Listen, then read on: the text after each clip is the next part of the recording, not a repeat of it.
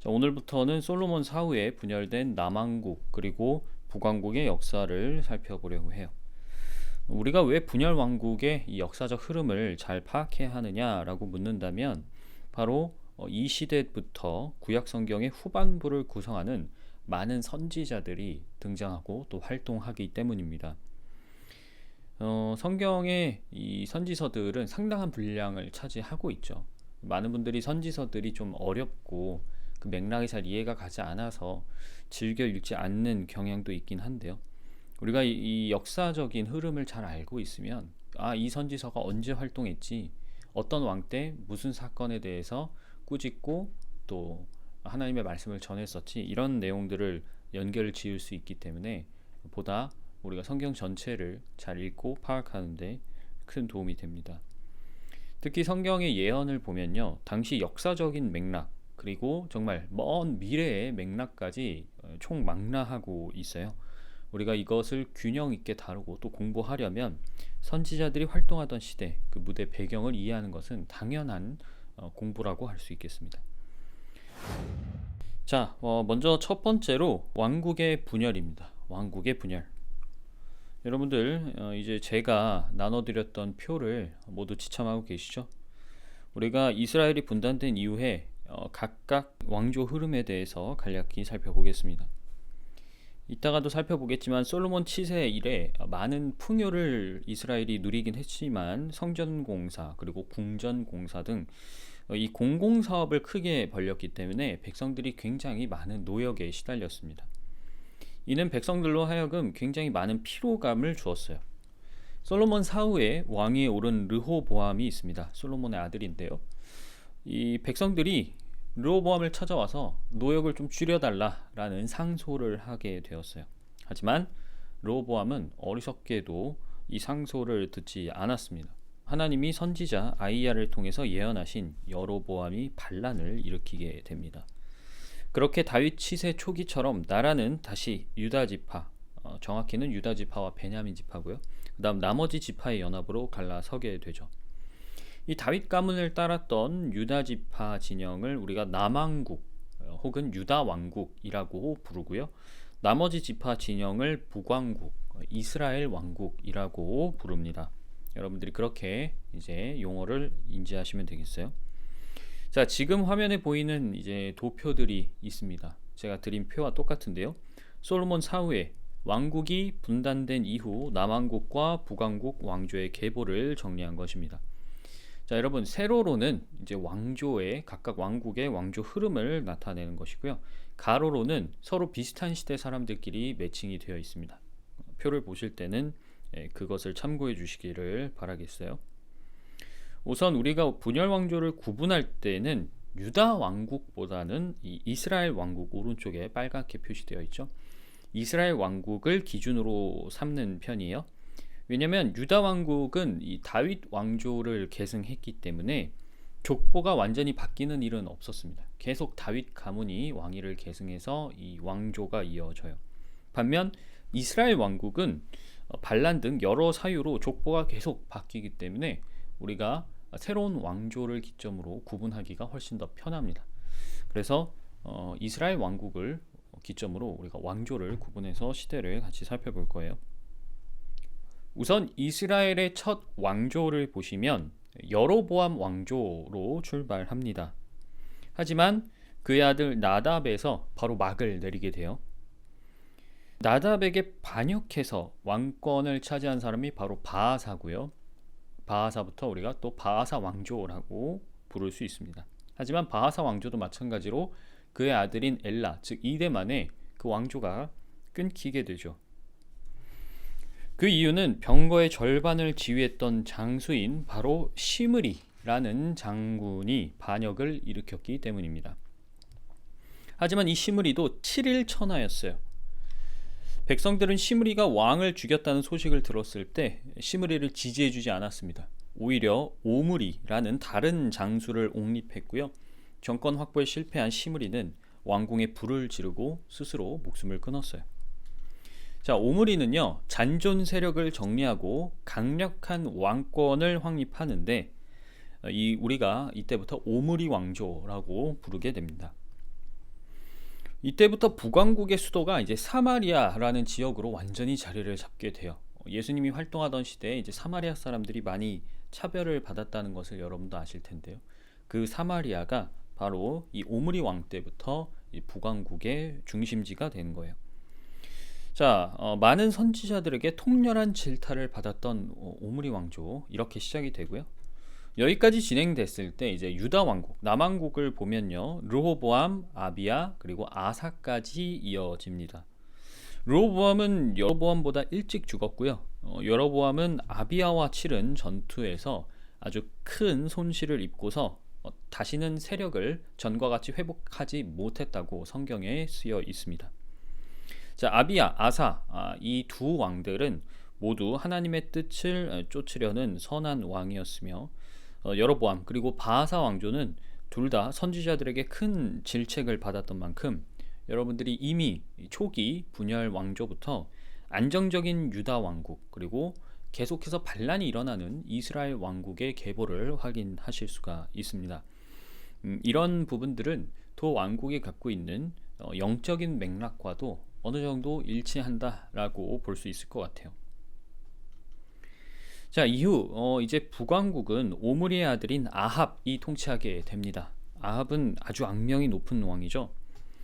근데 아합 왕 때부터 남왕국, 그러니까 유다 왕국과 북왕국, 이스라엘 왕국은 서로 평화 무드에 들어가게 됩니다.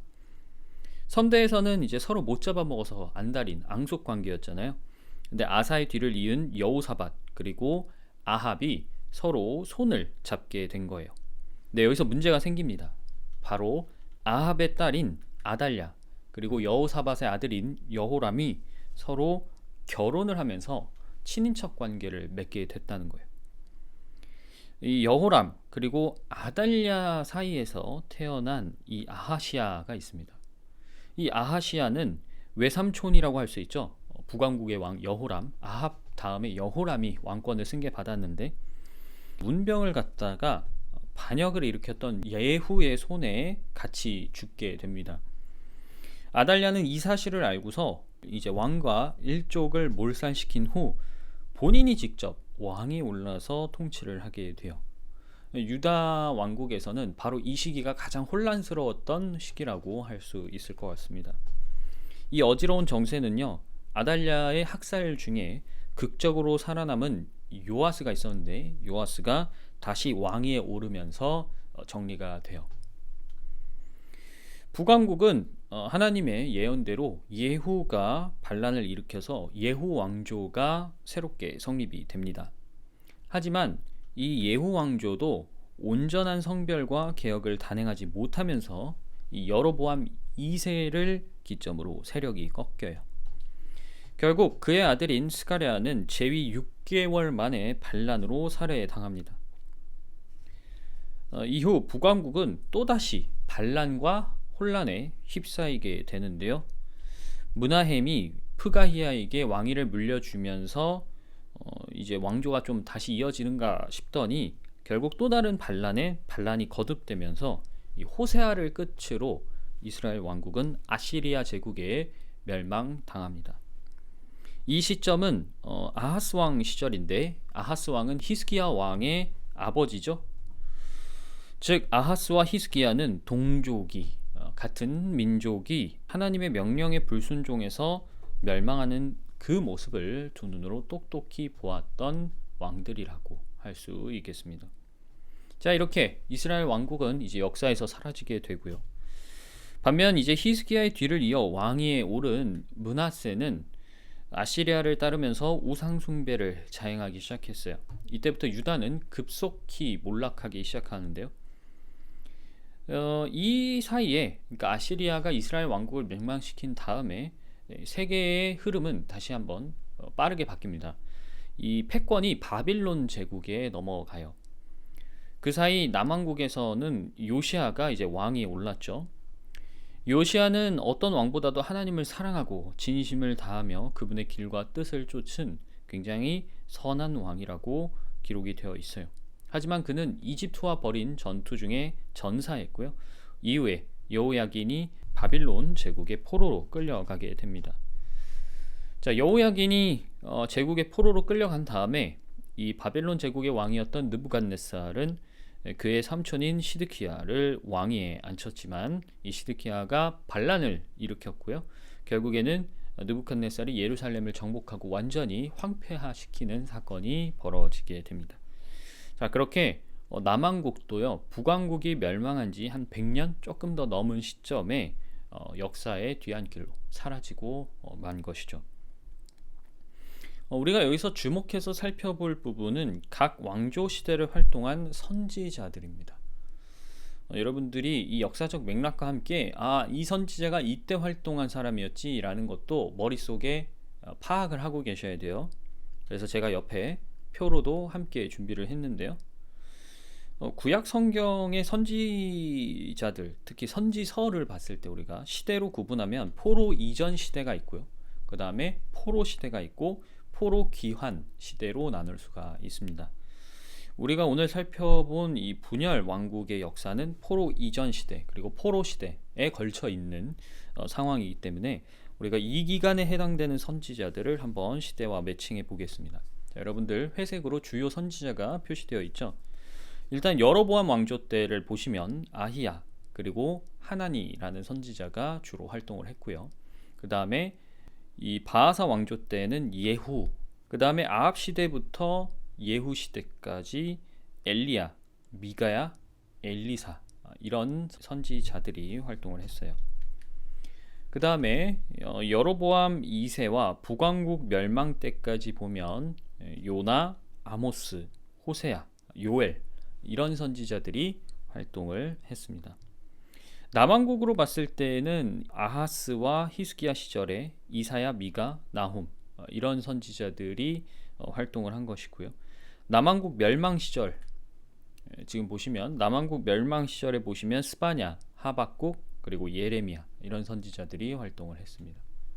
그래서 여러분들이 표를 보시면서 이때 이 선지자들이 활동을 했었구나 라는 사실을 잘 머릿속에 파악을 하시고 숙지한 상태에서 앞으로 선지서들을 읽을 때 참고를 하시면 내용 자체를 파악하시는데도 꽤 큰 도움이 되실 거라고 저는 생각을 합니다.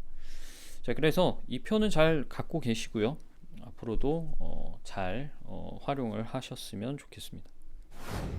그러면 두 번째로 여로보암부터 오므리까지 우리가 초대 왕조라고 부를 수 있는 이 왕조들을 살펴보도록 하겠습니다.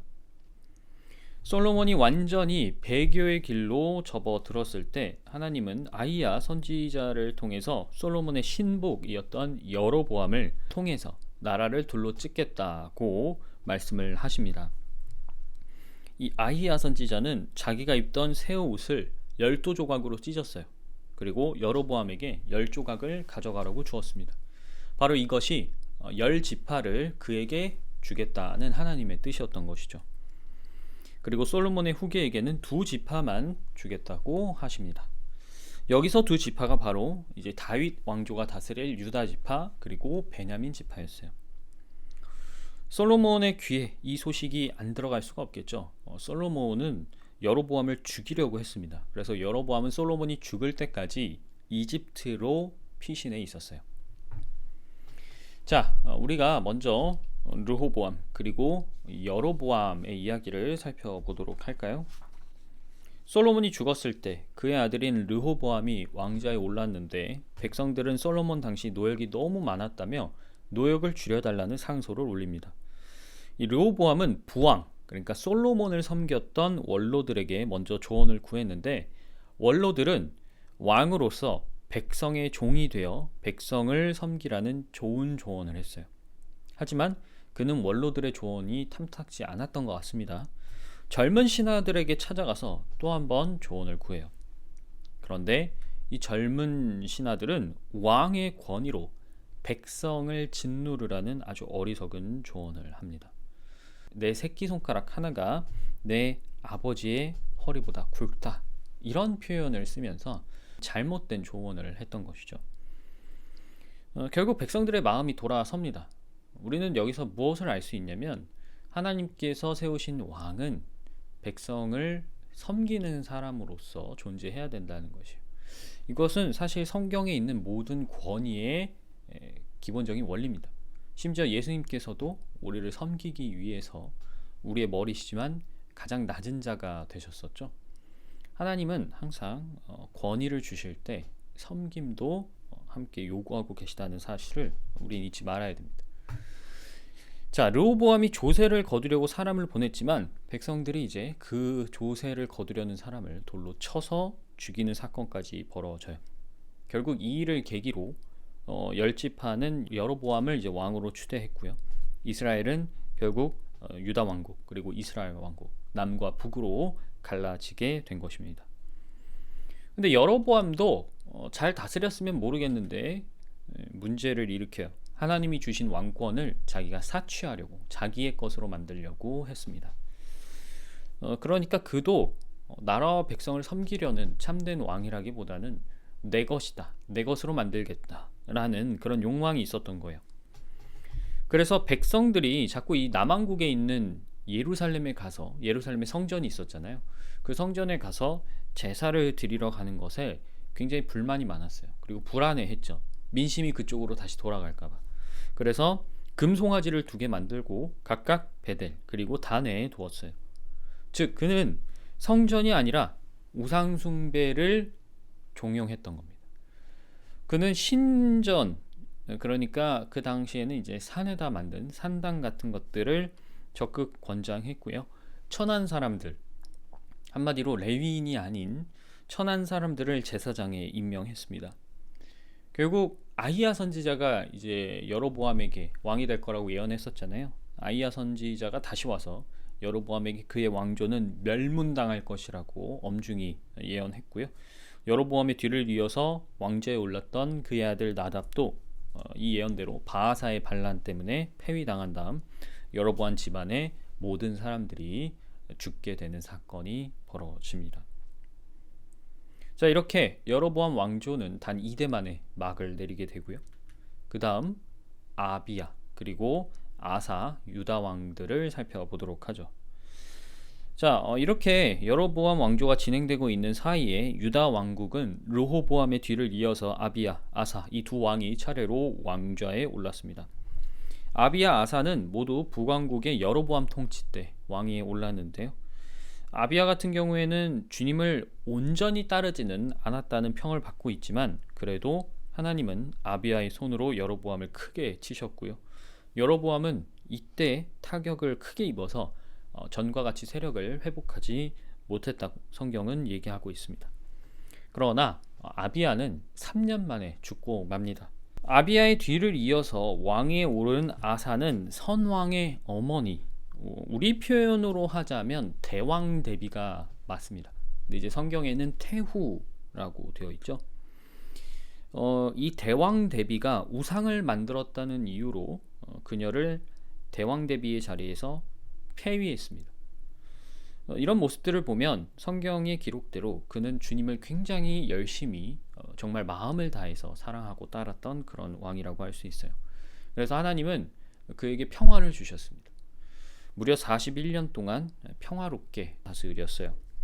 하지만 아사왕도 이 말년에 큰 실수를 하나 저지르는데요. 그의 말년쯤 됐을 때 북왕국에 이제 바하사가 왕위에 오릅니다. 바하사 왕조의 그 바하사 왕이죠. 바하사는 유다를 공격하려고 옵니다. 그런데 이때 아사는 하나님께 도움을 구하지 않고 시리아에게 도움을 청해요. 문제는 성전 창고에 있었던 금과 은, 하나님의 보물이잖아요.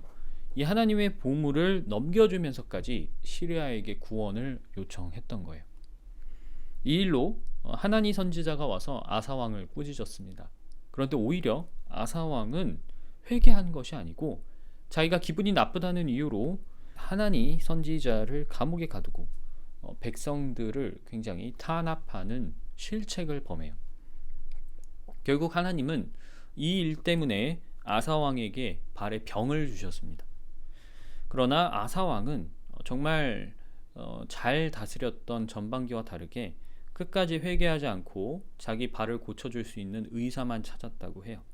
결국 발에 병이 든 지 2년 만에 아사는 자신의 모든 좋은 전적을 다 훼손시킬 만한 안 좋은 사례를 남기고 죽고 맙니다. 자, 다시 이제 바하사 왕조로 좀 와볼까요? 이 여로보암 왕조를 이어서 시작된 바하사 왕조도 사실은 굉장히 순식간에 몰락하고 맙니다. 바하사 역시 여로보암처럼 우상 숭배에서 돌아서지 않았고요. 그의 아들 엘라는 7위 2년 만에 자기 장수였던 시므리의 손에 죽었어요. 바하사 가문도 예후 선지자의 말대로 이 시므리 손에 멸문당합니다. 온 가족이 몰살당한 것이죠. 그러나 시므리도요 반란을 일으키긴 했지만 그 통치가 고작 7일 천하였습니다. 7일 만에 끝났어요. 왜냐? 백성들이 시므리가 아니라 다른 장수였던 오므리를 왕으로 옹립했기 때문이죠. 즉 시므리는 백성들의 지지를 얻지 못한 겁니다.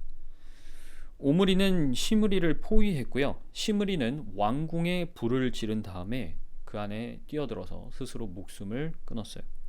그리고 이때부터 이제 오므리 왕조가 시작이 되는 거죠.